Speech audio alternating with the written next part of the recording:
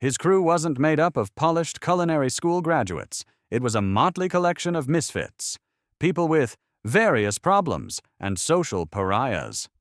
In his unfiltered telling, this was a world populated by potential criminals, smugglers, and even recently released prisoners.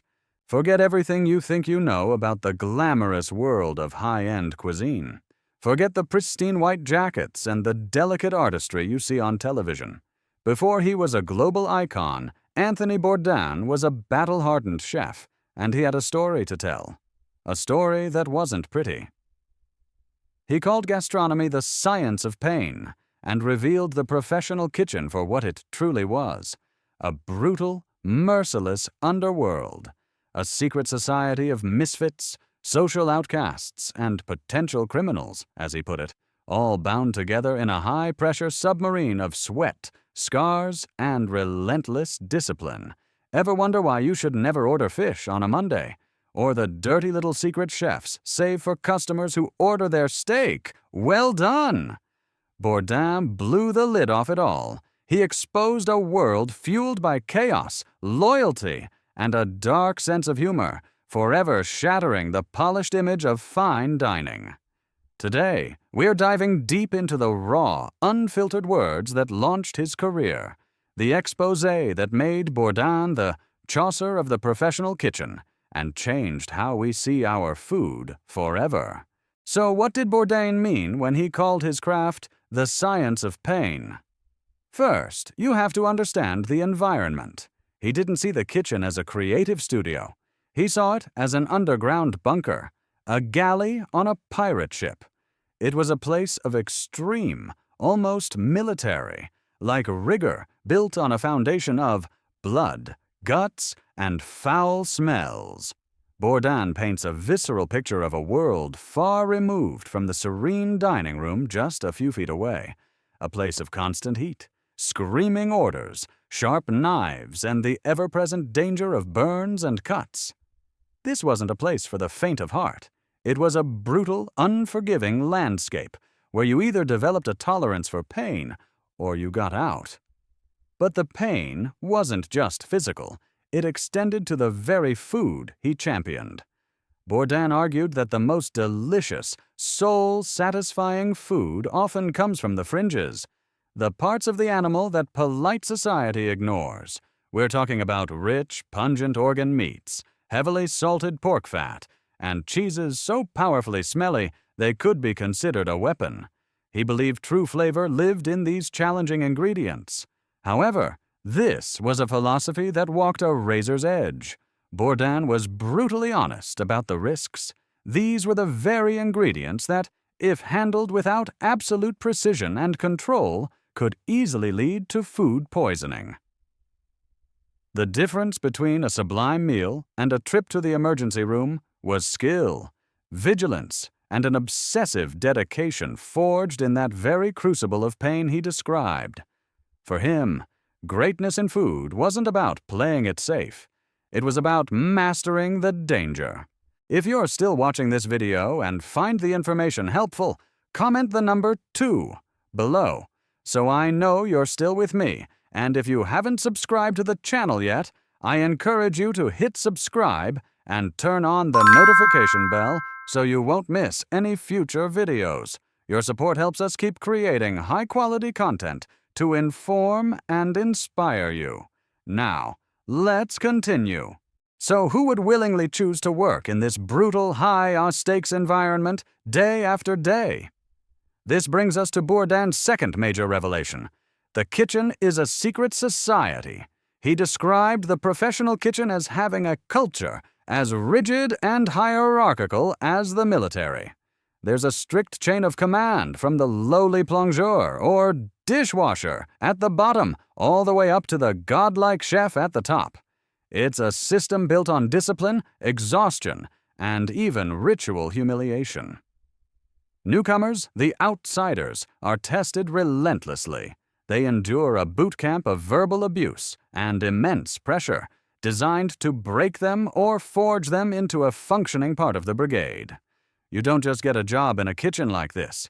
You have to survive it and earn your place. And the people who thrive here, According to Bourdain, they are often the ones who couldn't function anywhere else. He famously wrote that kitchens are the last refuge for the outcasts of society. His crew wasn't made up of polished culinary school graduates. It was a motley collection of misfits, people with various problems and social pariahs. In his unfiltered telling, this was a world populated by potential criminals, smugglers, and even recently released prisoners, people running from their past, their debts, or just the boredom of a conventional life. Why did this dysfunctional system work? Because the kitchen didn't care about your past. It only cared if you could handle the heat, show up on time, and do your job without complaint. It offered a perverse kind of meritocracy. For these societal castaways, the kitchen wasn't just a job. It was a sanctuary. It was a dysfunctional, foul-mouthed, and fiercely loyal family that accepted them when no one else would. And like any tight, knit, dysfunctional family, this kitchen crew held secrets. Not just about who they were, but about the food they served. Secrets they kept from you, the customer. And perhaps the most practical and shocking secret he ever shared was a simple rule that would change how you dine out forever. Whatever you do, do not order the fish on a Monday. He called it Nightmare Monday. And the logic was brutally simple. Most high-end restaurants that pride themselves on fresh seafood place their big orders for the busy weekend, which means the fish arrives on Thursday or Friday. But the world's great fish markets, like New York's Fulton Fish Market, are often closed over the weekend. This means that on Monday, the kitchen is not getting a new shipment. They are trying to sell what's left over from last week, that piece of cod or sole you're ordering.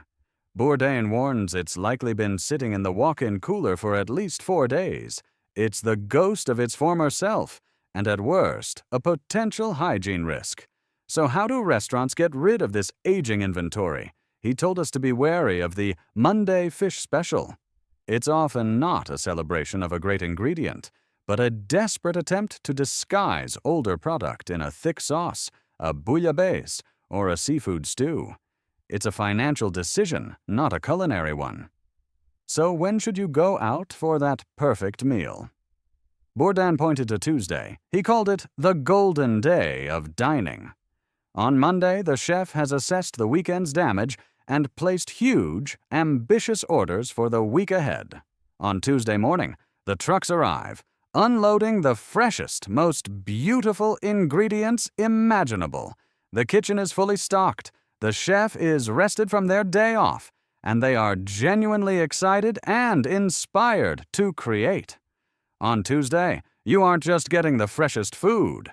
You're getting the A-team. You're getting the chef at their most creative and passionate.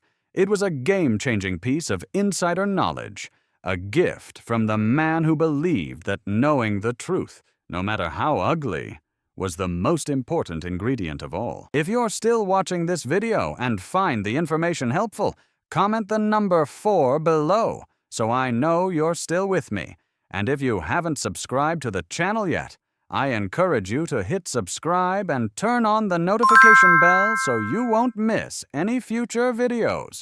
Your support helps us keep creating high-quality content to inform and inspire you. Now, let's continue.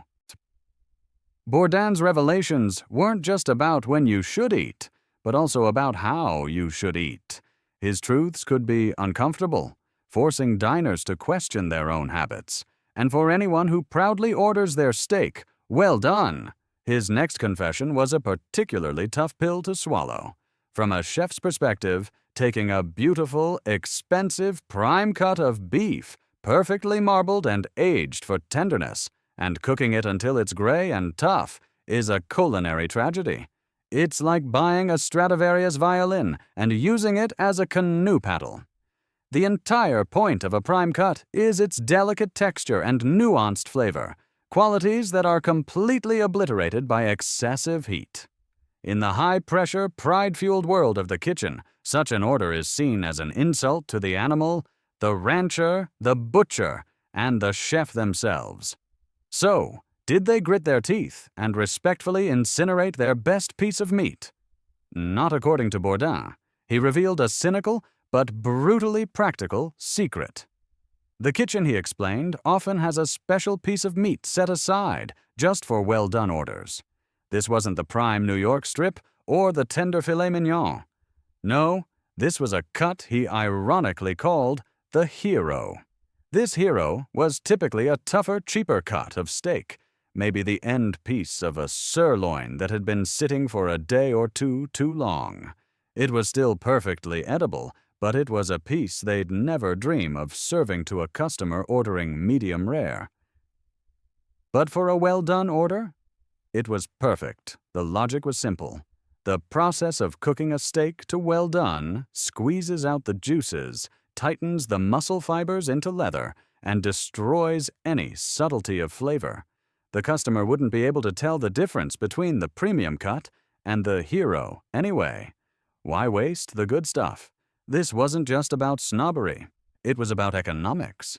It was a way for the kitchen to save its best, most expensive product for those who would actually appreciate it, while simultaneously reducing waste. It was a cold, hard business decision hidden behind a swinging kitchen door. For Bourdain, this wasn't an act of malice, but a plea for diners to trust the craft. He was trying to tell you, if you're paying for a great steak, let it be great. And if you thought the kitchen's contempt was reserved only for the well-done crowd, you'd be mistaken. Bourdain was quick to reveal that a chef's animosity could extend to entire subcultures of dining. He painted a picture of a culinary battlefield, and on the other side of the line were two specific groups he famously held in disdain. First, the brunch crowd. To most of us, brunch is a relaxing weekend ritual. To the professional chef, Bourdain explained, it is a special circle of hell. It's a thankless, soul-crushing shift, often serving hungover, demanding customers who are more interested in bottomless mimosas than the food itself. Culinarily, he saw it as a dumping ground for the week's leftovers, cleverly disguised under a blanket of hollandaise sauce. It wasn't a showcase of skill, but an obligation to be endured before the real work of dinner service could begin. But while brunch was a nuisance, Bourdain reserved a special, more philosophical scorn for vegetarians and vegans. In his world, he unapologetically described them as the enemy of everything good and decent in the human spirit. This wasn't just about picky eating. To Bourdain, this was an ideological war. His entire culinary philosophy was built on the rich, complex flavors derived from animal fat, savory bone broths, and the delicious, challenging world of offal, or organ meats. He believed that to throw away these parts was a sin. Vegetarianism, and particularly veganism, was the direct antithesis of his craft. It wasn't just a request to hold the meat. It was a rejection of the very foundation of his cooking. It forced a chef to abandon the core principles and ingredients: butter, cream, gelatin, pork fat, meat stock, that created the depth and soul of their dishes. For Bourdain, it was a fundamental misunderstanding of what makes food great, turning the chef's carefully orchestrated symphony of flavor into a chaotic scramble. It was, in his eyes, a direct assault on the craft itself. So we have a secret society of social misfits, working with dangerous ingredients, serving customers they often secretly despise. What on earth holds this volatile world together? The answer lies in the very nature of the environment itself, an environment Bourdain described as a high-pressure submarine. Imagine it, a cramped, windowless space filled with fire, boiling oil, and razor-sharp knives. The heat is suffocating. During the peak of dinner service, the rush, the noise is a deafening symphony of clattering pans, sizzling food, and screaming orders. The communication is a brutal shorthand of curses and insults, a language forged for maximum efficiency in chaos, where a moment's hesitation can lead to disaster. In this underwater world, there is no room for error, no space for sensitivity. It is an environment of constant, relentless stress. But here lies the profound paradox that Bourdain so brilliantly captured. This hellish, high-pressure environment is precisely what forges an unbreakable bond of camaraderie and loyalty among its crew. Like soldiers in a foxhole, they endure the same fire, the same abuse, the same shared mission. They might scream at each other one moment, but they would defend each other fiercely against any threat from the outside world. It's a dysfunctional brotherhood, but a brotherhood nonetheless. Bourdain knew this world intimately because he lived it. His own journey was the classic trial by fire. He started at the absolute bottom as a dishwasher, the lowest form of life in the kitchen hierarchy. From there, he clawed his way up to prep cook, then to the grueling, warlike intensity of the line cook, the heart of the battle. Finally, he earned the respected rank of sous chef, the chef's trusted second-in-command. Each step was a brutal challenge, a relentless competition filled with physical and mental scars.